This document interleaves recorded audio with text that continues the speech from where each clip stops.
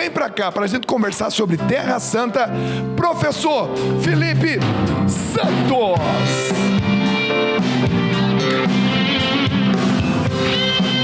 Oh, coisa boa.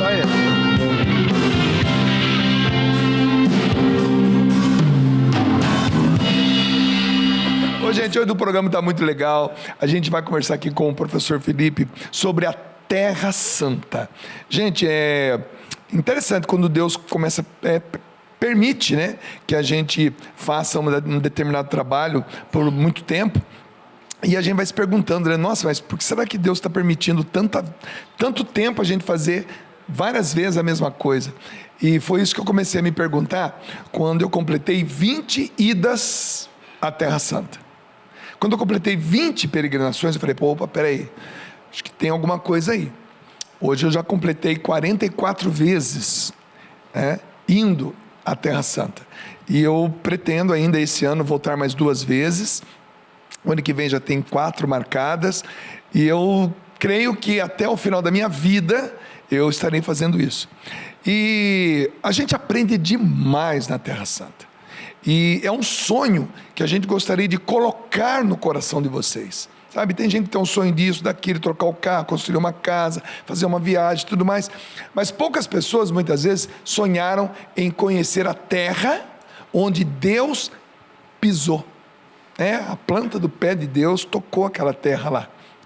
É impressionante porque todos os lugares que a gente visita, na Galileia, que é o norte do país, na Judeia, que é o sul do país, no meio, né, que está a Samaria, essas 3 regiões, é um país pequeno, todo o país de Israel cabe com folga dentro do menor estado do Brasil, que é Sergipe. Então, é um país pequeno, porém, com uma densidade histórica que é fantástica. E você, como professor de história, sabe muito bem disso, sabe valorizar isso, né? É incrível porque, como o Café Bolinho em Teologia aqui, né? Nós colocamos o mapa, nós colocamos personagens, nós vamos contando as coisas, né? Só que lá você não precisa de nada disso. Você está no local em que as coisas aconteceram. Então, ali, né, as pedras, né, vão contar, as pedras vão deixar ali... Olha, algumas fotos aqui. Isso aqui sou eu e a minha esposa diante da Igreja da Agonia, né? Ou seja, a igreja foi construída sobre a pedra onde Jesus suou sangue, o Getsemane. Getsemane significa prensa das azeitonas. É o lugar onde as azeitonas eram prensadas. Foi ali que Jesus suou sangue e ali foi construída essa igreja aí. Mas continua. E é muito bonito, porque, né, como mostra a foto aqui, né? Você vai no local em que as coisas aconteceram, as construções, ali você vê que existe algo, né, muito além da Bíblia, né? Tem até um livro que eu comecei a reler, na verdade, né, hoje. Esse é Para Além da Bíblia, né? Que a tradição, o que os guias lá, eles aprendem, o que nós entendemos com essas construções, né, que foram feitas em cima de ruínas, né, que as primeiras comunidades cristãs já se reuniam nesses locais para, digamos assim, as suas primeiras celebrações, né? Não eram as missas com a liturgia como nós temos hoje, né? Ainda viviam o tempo de perseguição e tal, mas é legal porque você vive a história, você tem um olhar diferente. E você percebe que ao longo da história da humanidade, diversos peregrinos chegaram ali em busca de para conquistar uma indulgência, né? A sua penitência é a peregrinação. Durante a Idade Média isso era muito comum. E de repente agora, né, de alguma forma, Jesus, né, Deus nos chama e chegou a nossa vez de viver essa experiência, né, de encontrar os rastros de Jesus. Agora é interessante, Felipe, né?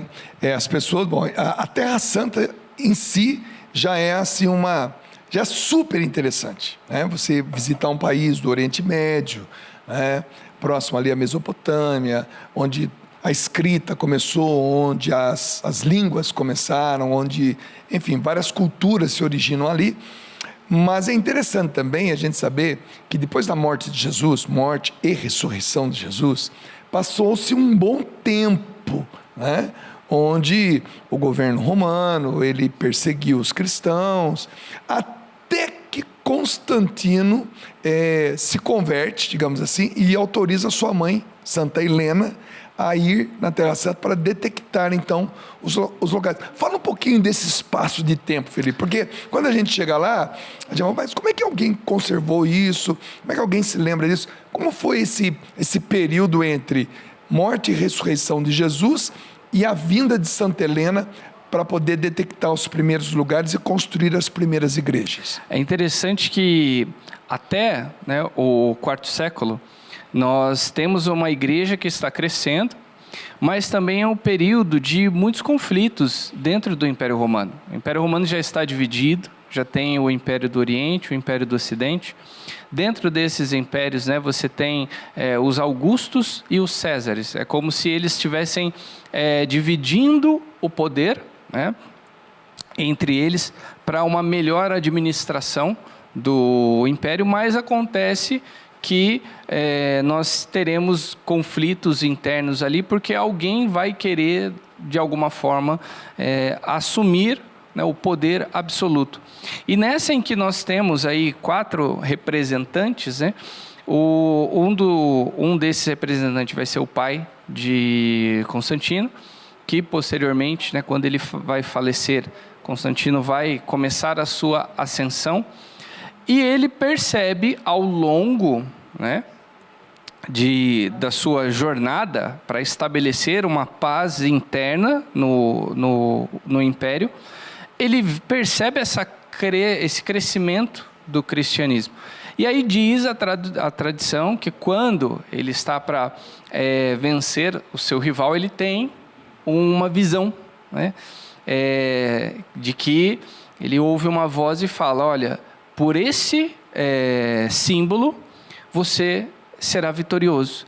E esse símbolo é o que nós chamamos de Ki-Rho, que é como se fosse um X e um P, né? O Ki e o Rho. Né? Para nós é P, mas lá no grego é o R, que é a abreviação de Cristo.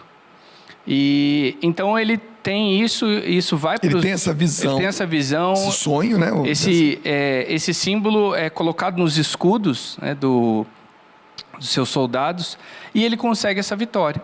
E ele percebe que o cristianismo está crescendo, assim, superando todas as outras vertentes religiosas. Mesmo com toda a perseguição. E aí o Império ele passa por um processo de cessar as perseguições, porque as perseguições não estão resolvendo, estão criando mais conflitos também.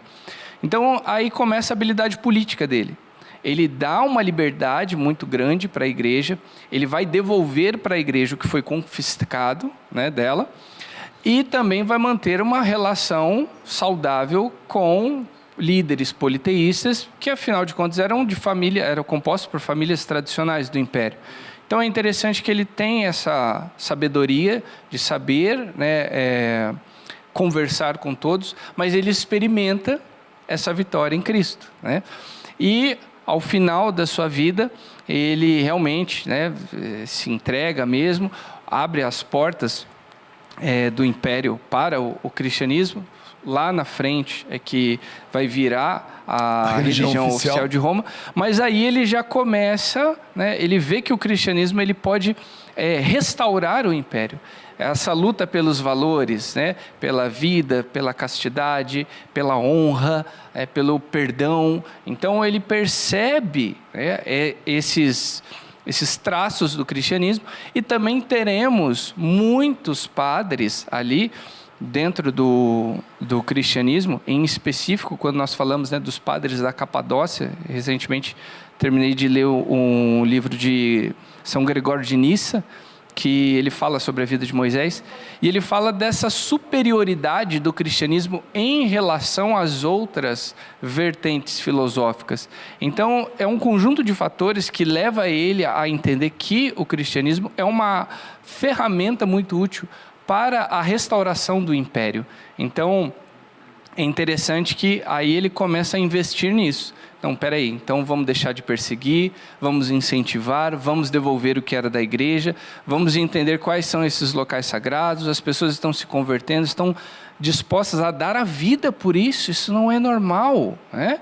O normal é alguém morrer porque eu mandei, é alguém morrer em batalha porque eu mandei, mas alguém dar a vida por alguém que não conhece. Livremente. Então eles viam essa força no cristianismo. E é nessa oportunidade que, então, a mãe de Constantino, que hoje nós temos, né, que é Helena, ou Santa Helena, ela então vai à Terra Santa, a Israel, e começa a levantar os locais onde são construídas as primeiras igrejas. E aí é interessante que nesses locais, né, ela vai, claro, já teremos ali acesso, né, às Sagradas Escrituras, mas ao mesmo tempo também muito do que se encontra ali é segundo a tradição, segundo o que os cristãos, os primeiros cristãos já cultuavam, não cultuavam o lugar, mas já celebravam, já meditavam a palavra, já rezavam, já louvavam nesses locais, porque principalmente após a queda do templo, o próprio judaísmo, as vertentes judaicas, os fariseus, os saduceus, tiveram que ressignificar a sua fé, tiveram que repensar o Messias, o Salvador, o culto, o que nós vamos fazer agora, como é a nossa vida. E o cristianismo, ele sobrevive a essa crise. Por quê? Porque o ápice não está, o ápice da proximidade com Deus não está mais no Santo dos Santos, né? Agora nós temos a Eucaristia, agora nós temos outra autoridade, que é a autoridade apostólica.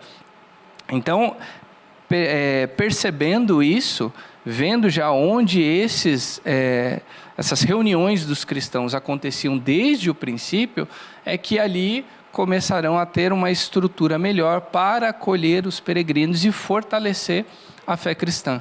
Olha só, passaram-se várias fotos aqui atrás de nós, mas uma foto que eu gostaria que o pessoal da produção colocasse de novo aqui, é uma escadaria que apareceu aqui agora. Eu queria falar sobre essa escada, que é um momento maravilhoso para quem peregrina, que é essa escada aqui. Gente, segura essa imagem aqui para mim, por favor. Essa escada, ela é original. Veja, ela é original, não mudou de local. O único caminho é do Monte das Oliveiras, descendo o Monte das Oliveiras, passando pelo Vale do Cedron e subindo até o Monte Sião, para chegar na casa de Caifás. Só existe esse caminho. Essa escada é que dá acesso do Vale do Cedron para a casa de Caifás. Então, todos os arqueólogos, todos os biblistas, todos os teólogos, historiadores, judeus, muçulmanos, cristãos, todos afirmam categoricamente: por essa escada Jesus passou. Ou seja, os pés de Jesus tocaram nos degraus dessa escada, tá? Então nós estamos olhando para uma escada onde Jesus, depois que foi preso lá no Monte das Oliveiras, após a última ceia, então ele foi trazido para a casa de Caifás, vai passar aquela noite inteira e depois no dia seguinte vai ser levado a Pôncio Pilatos. Pôncio Pilatos vai levá-lo lá para o rei Herodes, e Herodes vai devolver para o Pôncio Pilatos, e o Pôncio Pilatos não vai condenar, ele vai pegar a cruz e vai ser crucificado. Mas essa escada aqui, por que ela é muito importante a gente falar dela? Porque depois que a gente faz toda uma peregrinação, vai para cá, vai para lá, e ouve isso, ouve aquilo, de repente nós vamos na igreja do Galicanto, que é o local onde está essa escada, e ali nós dizemos: gente, por essa escada Jesus andou, pisou, passou. E nesse momento é a hora que nós colocamos também a nossa imaginação para funcionar. E eu, nessas 44 vezes que lá estive, já vi muita cura física acontecer naquele lugar. pela pessoa colocar a mão. Hoje nós temos uma grade lateral, hoje nós não podemos mais andar nessa escada, né? Mas até um bom tempo atrás a gente poderia também andar nessa escada. Eu já vi muita coisa linda lá. Felipe, queria falar com você agora sobre essa técnica que você e eu usamos para estudar a Bíblia. Sim, sim. Vamos esticar aqui no chão. Gente, olha só. Inclusive, com o último grupo lá, você levou esse mapa aqui, né? Gente, isso aqui é o seguinte, eu e o Felipe, a gente tem o costume, vamos colocar no chão aqui, a gente tem o costume seguinte, a gente desenha mapa, pode pôr aí, e a gente faz exatamente isso, abaixa aí. O que a gente faz? A gente vai estudando junto, a gente pega um pedaço de pano, entendeu? A gente desenha, por exemplo, aqui está Israel, né? Aqui está o norte, tá bom? Olha só. Aqui está o Líbano, aqui está a Síria, aqui está a Jordânia, tá bom? Para cá seria o mar Mediterrâneo, né? O Egito. Vamos virar assim para eles, né? Para eles entenderem melhor, né? Isso, pode esticar aí, isso, estica mais. Isso, vira mais aqui. Por que nós estamos fazendo isso? Porque lá em casa, a gente trouxe um, mas nós temos muitos lá em casa. Olha, aqui está o Mar da Galileia, aqui está o Rio Jordão, aqui está o Mar Morto, tá bom? Aqui está Belém, tá joia? Aqui está Jerusalém, e por aí fora, aqui é a região da Samaria, Galileia, Judéia, tá bom? Então o que acontece?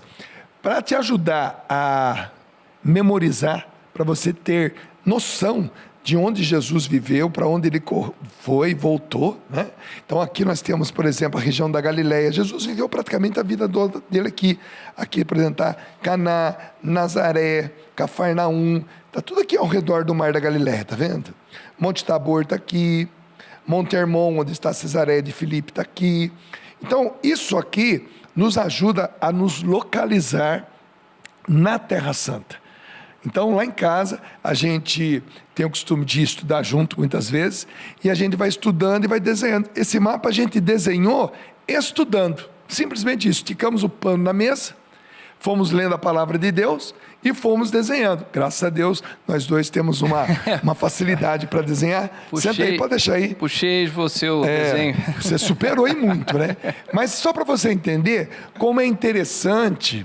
Acho que todo mundo, quando cursava lá o primário, depois o ginásio, né, na nossa época, né, ensino fundamental, médio, a gente tinha aquela aula, a famosa aula de geografia, e eu adorava desenhar mapa, né? Adorava desenhar mapa, e desenhar as capitais, né, os estados e tudo mais. Só que depois que a gente cresce, alguns de nós temos a oportunidade de conhecer o mundo e ver aqueles países que a gente um dia desenhou.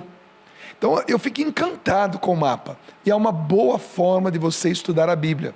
Quando você for estudar a Bíblia, tenha a curiosidade de abrir um caderno, uma folha em branco do lado. E, por exemplo, Jesus curando o cego em Jericó. Faz um pontinho, Jericó, pum. Tá bom? E depois tenta ver para onde que está Jerusalém, para onde que está Belém, para onde que está o Mar Morto. Começa a montar na tua cabeça o mapa de Israel para você entender por onde que Jesus andou, porque isso é muito importante. Mas bacana, isso aqui é uma forma é muito legal de você gravar as coisas, né? Não, e é bacana porque quando fala assim, Jesus estava no deserto, mas como assim deserto, né? E aí quando você tem noção, né, de como é um deserto de pedra, não é como deserto de areia, como nós vemos em filmes e desenhos do Aladim e tal. Então, você tem noção do que é esse deserto de pedra, aquela pedra clara que bate a luz do sol e a hora que volta na sua cara parece que está muito mais quente. Então, você imagina o ritmo dele andando, os poucos recursos que temos ali, a chegada dele em uma cidade, o contato dele com as pessoas. Quando fala, né, da cura, né, de um leproso, imagina o leproso ter que viver fora da cidade, ele não pode ter contato com as pessoas, é alguém que não tem remédio para aquilo, naquele momento. As condições higiênicas são super precárias. A pessoa ali, ela convive com a ideia de que, eu vou morrer, eu já não existo para a sociedade. Então, você imagina essa pessoa tendo que achar o que comer num lugar que não tem muitos recursos naturais, não pode chegar perto de alguém, vai ter que esperar alguma caridade de alguém que deixa um alimento ali e vai embora, e a pessoa, igual um animal, tem que chegar ali e pegar aquilo. Agora imagina esse mesmo ser humano chegando para Jesus, por exemplo, e dizendo assim, Jesus, olhando bem Jesus no olho, né, e dizendo assim para ele: se queres, tens poder para limpar-me. Ficou. E Jesus olha para ele e fala assim: eu quero ser curado. Quando você vai a Israel e você começa, o Felipe narrou bem, né? Os intempéries próprios de um país do Oriente Médio, né? O clima desértico, né? E você começa a ter contato com a cultura, com a realidade. E quando você volta para a leitura da palavra de Deus, para a Bíblia, você fala: meu Deus, então é um direito, é um sonho bacana de se ter, de estar conosco um dia na Terra Santa. O que mais te chama a atenção na Terra Santa quando você volta lá? Um dos meus locais favoritos lá é quando nós vamos para Cafarnaum, e do lado da antiga sinagoga, que nós temos, você olha assim, você vê ruínas de duas sinagogas, uma construída sobre a outra. As pedras mais antigas embaixo, as pedras de um período helênico em cima. Professor, eu ainda insisto nesse período que você também tocou agora no finalzinho. Existe ali, né, as ruínas da primeira sinagoga, inclusive é de pedra vulcânica, né, aquelas pedras mais escuras, e depois sobre elas uma outra construção de pedras mais claras, mais brancas, que é de um outro tempo. E é interessante que nós temos ali o período bizantino, depois o período dos cruzados. E você, como é historiador, teólogo, ainda fez Sagradas Escrituras, o que significa esses três tempos? O tempo atual, hoje, né, que nós visitamos isso, mas o tempo daquelas pedras mais escuras, das primeiras igrejas, ou realmente na época do próprio Jesus, e depois as pedras mais claras, o período dos cruzados. Como é que a gente conta esse tempo? É interessante que essas primeiras ruínas que nós temos, ali até do século III, IV, né? E que nós vemos ali marcado por diversos mosaicos, nós vemos uma rica simbologia, né? Digamos assim, o tempero que vem de Bizâncio, né? O tempero que vem da Igreja do Oriente, né? E com o passar do tempo, existiram conflitos, existiram guerras, né? Outros povos vão querer dominar ali a região. E, posteriormente, quando teremos lá o período dos... Você está doce, hein? Deu? Tô... Abelhinha aí. Que eu não tomei café ainda. Mas, quando nós teremos ali o período dos cruzados, né? Ou seja, a reconquista de locais santos, então nós teremos ali lugares que serão erguidos, né, em cima das ruínas, né, novas igrejas, e alguns locais, algumas igrejas serão adaptadas, né, para uma espécie de fortaleza, né, dos cruzados. Como, por exemplo, na Jordânia, lá no Monte Nebo, temos uma igreja antiga. Quando você vai para os lados dela aqui, você vê embaixo de um acrílico, né, o piso original, mas ao redor você vê as ruínas do que os cruzados construíram ali para fortificar o local, para defender aquele local e reconquistar, né? Então, muitos das construções das igrejas nós vemos isso.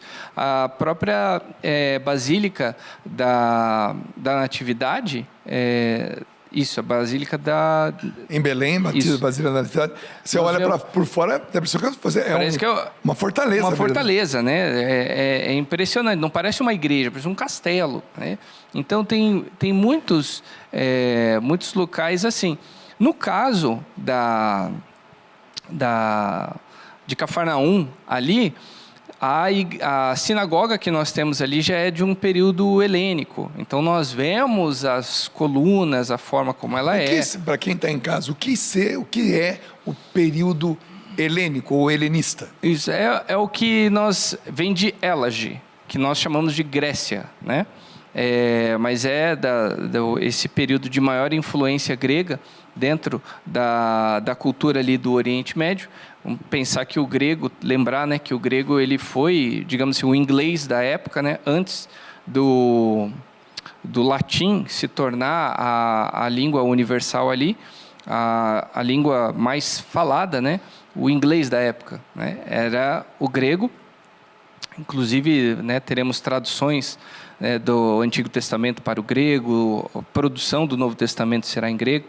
Então, nós temos essa influência, né?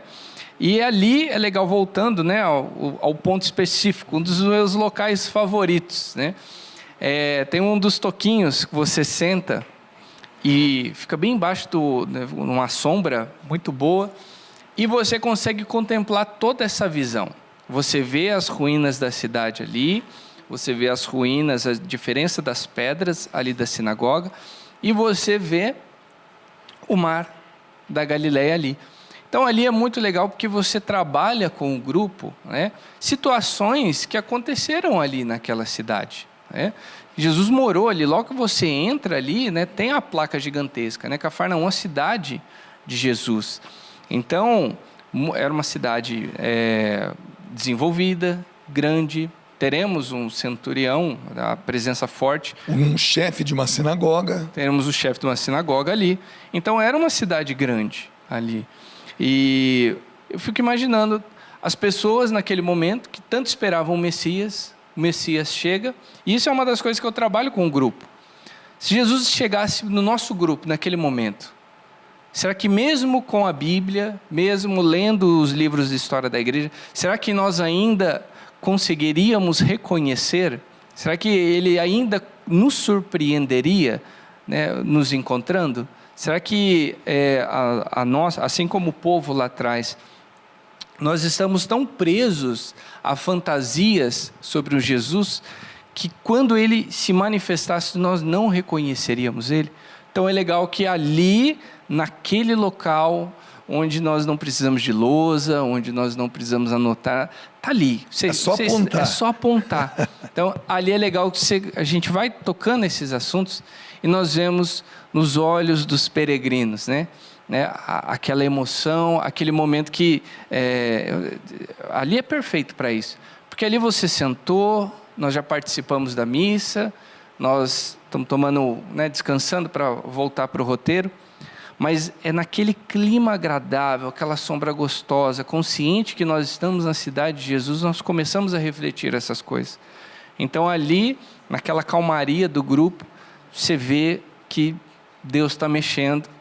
Lá no primeiro momento da peregrinação, quando nós entramos no avião, Deus está plantando uma sementinha ali. E naquele momento é a hora que Ele está regando. E a galera começa a sentir o clima, né? Vira outro, né? A liga entre o grupo, né? Os membros do grupo, ela se fortalece. Ali se vira a chave, né? Ali eu posso dizer que ali em Cafarnaum é o momento que o grupo deixa de ser um grupo e se torna uma família. Porque ali o pessoal chora junto, canta junto, se abraça, e no momento em que nós estamos rezando juntos, parece que nós nos conhecemos já há muito tempo. Você imagina, você que está em casa agora, acompanhando esse nosso bate-papo aqui, nós estamos falando da cidade onde Jesus viveu por 3 anos e meio, basicamente. Por 3 anos e meio, Jesus morou ali, né? Ele escolheu viver em Cafarnaum. Então ali ele vai curar a sogra de Pedro, é ali que aquele paralítico vai ser descido pelo telhado, assim, aqueles 4 amigos vão descer aquele paralítico. É ali que ele vai curar, por exemplo, o servo do centurião, a filha do chefe da sinagoga, o Jairo, a hemorroísa. Então, são muitas as passagens bíblicas que a gente consegue ler ali e também meditar. E isso que o Felipe falou, é isso que acontece. Ali, deixamos de ser um grupo para nos tornar uma família.